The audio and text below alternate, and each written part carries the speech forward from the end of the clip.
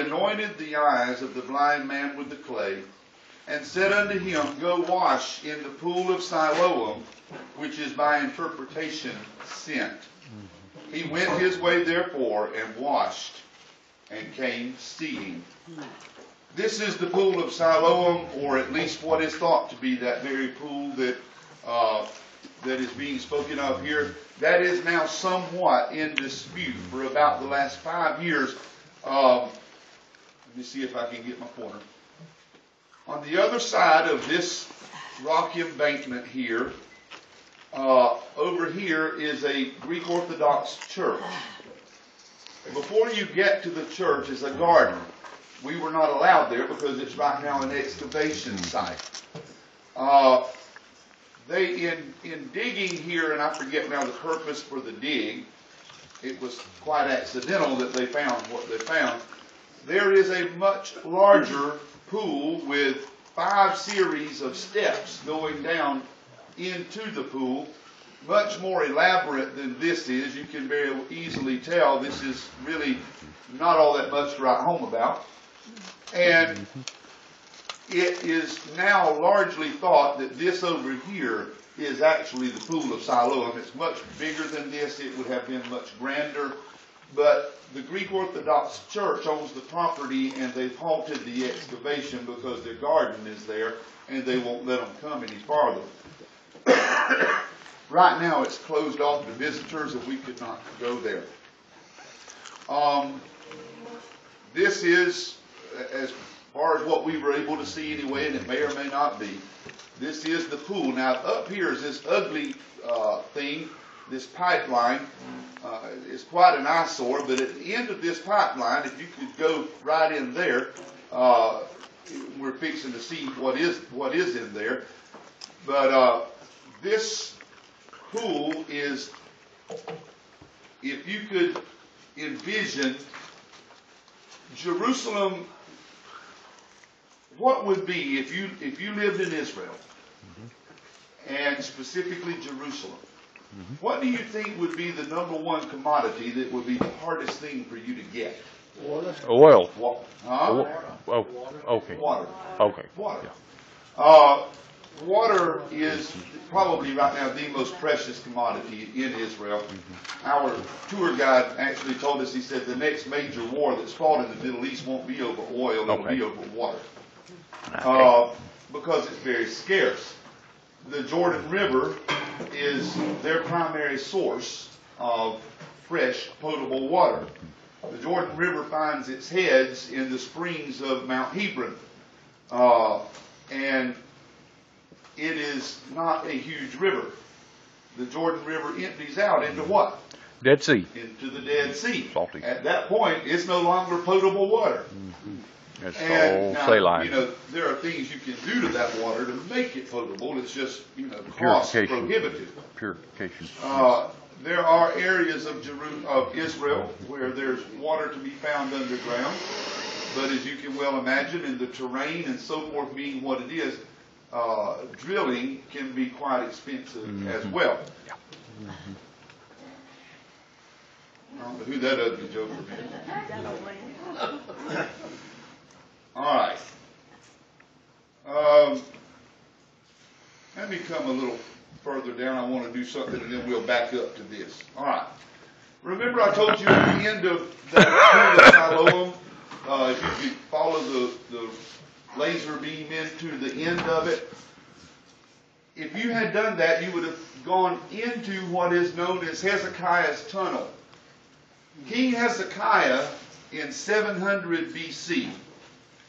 King Hezekiah, 720, the early 700s anyway, roughly. King Hezekiah knew that there was an impending assault coming from King Sennacherib of the Assyrians. And King Hezekiah further knew, King Hezekiah was a smart man. He knew that if King Sennacherib and the Assyrian armies could take possession of the Gihon Springs coming through the Kidron Valley, that they would be able to they would have Jerusalem where they wanted it. Because if you don't have water, you're going to do one of two things. You're going to perish to death or you coming out. And that was their source of water, was the Gihon Springs. So King Hezekiah, and these are biblical references to this very tunnel that we're about to see. I don't think we'll turn there right now. It's just too hard for me to read, even with the flashlight in this light.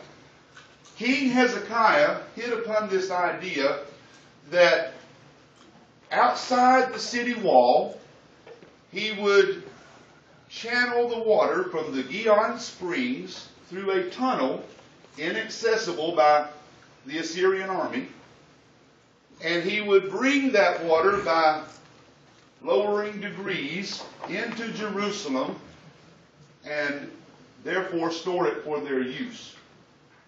Now here's the amazing thing about that. That water goes through what is called Hezekiah's tunnel.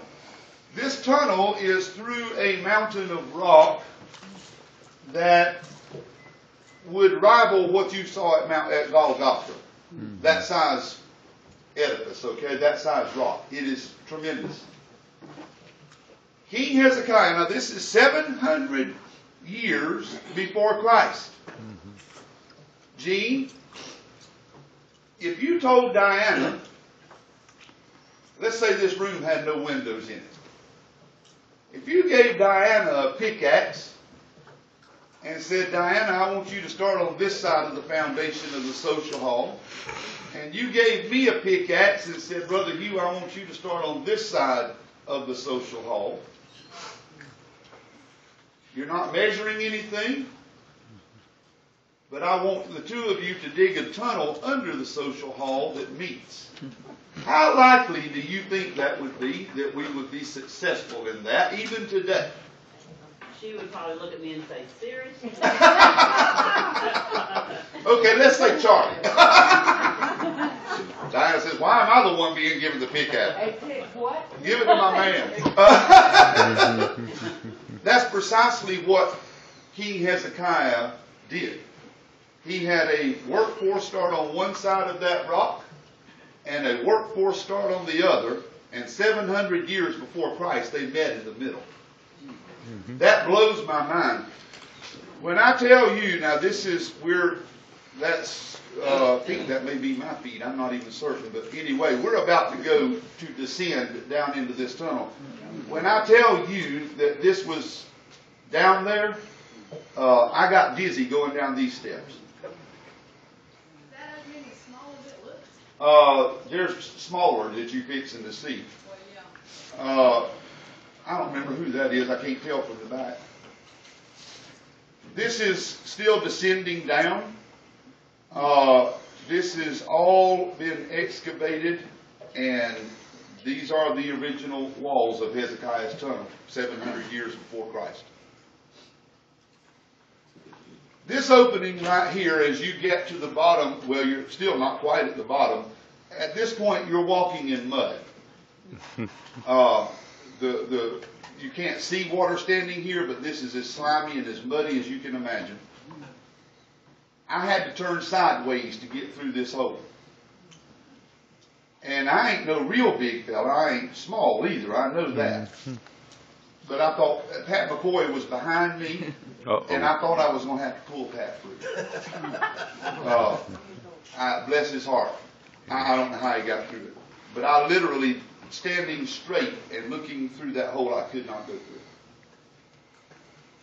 So on the tour, like when I got to that hole, I started with that thing. You wouldn't go down, period. So you go back at that point? Yeah, you can go back and walk around to where they come out. Now, at the bottom of Hezekiah's tunnel is yet another tunnel that they found, which is called the Canaanite tunnel. The Canaanite tunnel, King Hezekiah, his troops actually found the Canaanite tunnel, and so it gave them two passages through this rock. The Canaanite tunnel, anybody want to take a stab at when it was done? Just by the very usage of the word Canaanite, it would needs be before who? before Joshua. The Canaanites hadn't inhabited Israel since Joshua. So you're looking at 1,800 years before Christ. Somehow or another, these Canaanite tribes were able to get through that rock. When we got down there, this sign faced us, and here's basically what the sign says. If you want to wade in water, you go through Hezekiah's tunnel. If you want to go on dry land, go through the Canaanite tunnel. We all went through the Canaanite tunnel. This was the day we were flying home. I didn't want to do so with wet pants, and, well, there's where the water level is in Hezekiah's tunnel. That's Tyler Campbell. And if we had continued on in Hezekiah's tunnel, that's where the water level would have been on our legs. That's Jackie going through that same narrow opening